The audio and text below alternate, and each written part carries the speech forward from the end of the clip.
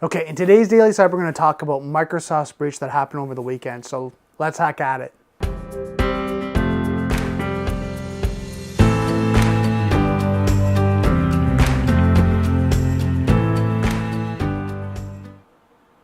Okay, so what I want to really talk about today is Microsoft's attack, right, or the attack on Microsoft, and just kind of go through it and really discuss, what we need to do as security professionals. So let's kind of go through. I'm going to first go through the article that I found on Dark Reading, and just some of the paragraphs just to kind of read it through, because there's some things that just don't sit right.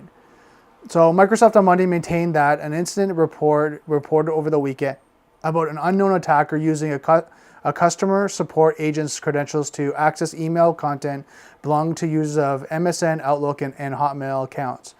Affected only a limited number of users. So I want to kind of point that out. In initial comments on Saturday to TechCrunch, the first report on the intrusion, Microsoft confirmed that the email accounts belonging to just a few users had been compromised.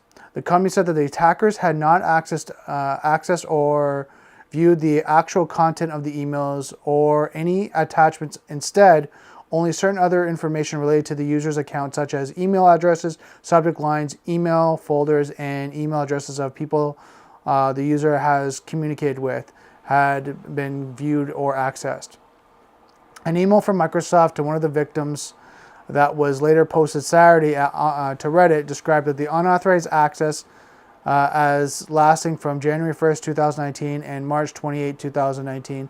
The letter warned the user to be wary about phishing attempts while noting that Microsoft had no idea why the intruders might have viewed the email information or how it might have been used.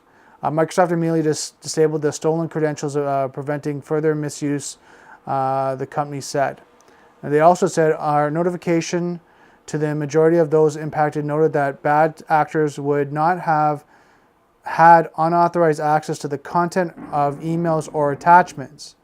A Microsoft spokesman said, however, with approximately 6% of the already limited subset of users overall that were impacted, the attackers had unauthorized access to email content as well. So first they said they didn't have access to the email content, and now they say they do. So just kind of going through the numbers, and again, this is just numbers I quickly searched up just before doing this video. Currently, or early 2018, Outlook users were around 400 million. July 2011, Hotmail users were around 360 million. So again, this is like, 8 years ago. In total, if you just kind of work with those numbers, that's 760 million users, and then of course you multiply by 6% of the affected users that they had overall. That subset that was impacted is around 45,600,000 users.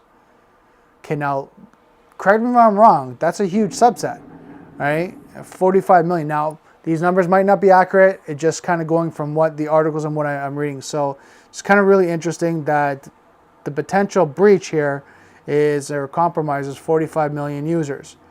All right, so I got that article from Dark Reading, and then the numbers I got from LifeWire. So let's kind of go into this a little bit. So some of the challenges that we know as security experts is that identity access management, privilege access management are two of the core things here, because later in the article of Dark Reading, they got someone from CyberArk to come and comment on the situation. And they were saying because of privileged accounts with privilege access, they should be locked down with tools such as CyberArk or Beyond Trust that does privilege access management. My point is that we have identity access management, so anyone that's logging into their account should have two-factor authentication.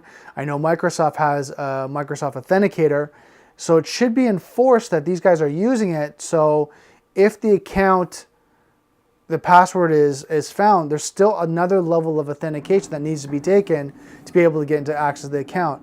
Now, with tools that have true passwordless authentication, right, or true passwordless authentication, what you're seeing right now is it's decentralizing passwords from a centralized storage into the actual devices, where you can use biometrics like your thumbprint, you can use face scanning, and all different levels of authentication, which now makes it harder for, you know, hackers to breach and do privilege escalation through an account or a company, because the actual account information is stored on the user's device, not in the actual environment.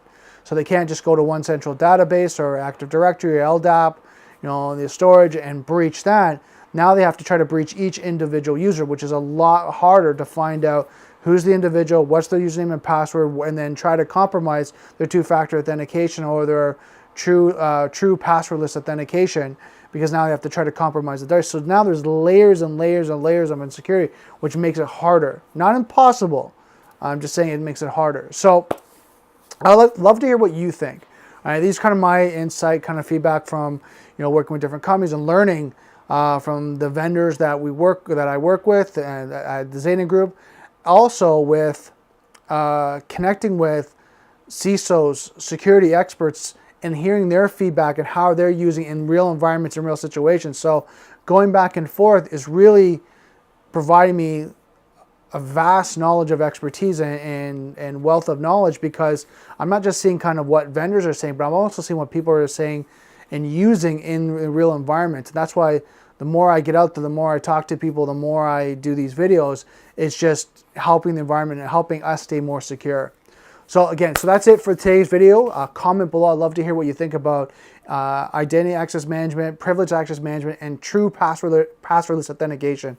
Yeah, I know it's a mouthful. There's a lot going on, but I'd love to hear what you think. So make sure you comment below. And I just remind you, just don't forget, software is hackable, being connected is vulnerable. I'll see you next video.